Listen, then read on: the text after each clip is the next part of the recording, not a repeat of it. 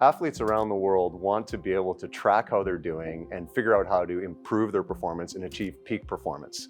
And Ben, at Performance Phenomics, you've created a platform that uses medical scans to start to be able to predict where an athlete can go in their career, where can they go, how high can they get.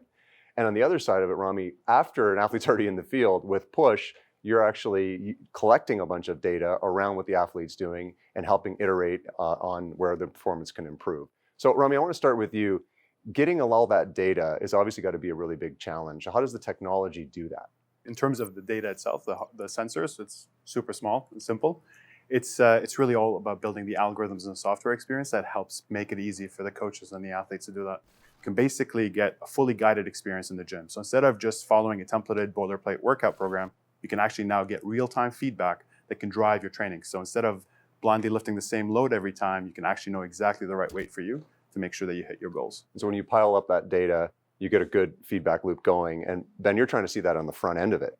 In Performance Phenomics, what we use is, obviously, as you mentioned, MRI technology, and we're using a multimodal MRI to look at that. So we're looking at multiple data types on each individual to start to understand their central tendencies, where there may be asymmetries, impairments that we can help remedy. The easiest anecdote to use is really we're 23andMe for the brain. So we're suggestive in nature, not prescriptive. And it's this notion of taking a true quantitative baseline of an individual. The structure of your brain is actually fixed from the time you're in your mid to late teens. And so the earlier we can get those scans done, the better we can understand, your performance potential, the ceiling that you have to perform, as well as any kind of central tendencies, and then try and correct for those as you age. You have a similar kind of feedback opportunity with Rami with PUSH? We basically measure the output. So for you to basically understand the differences between two different sides of an athlete, and that's actually one of the biggest causes of injuries, is asymmetry, when you have an imbalance between your left and right.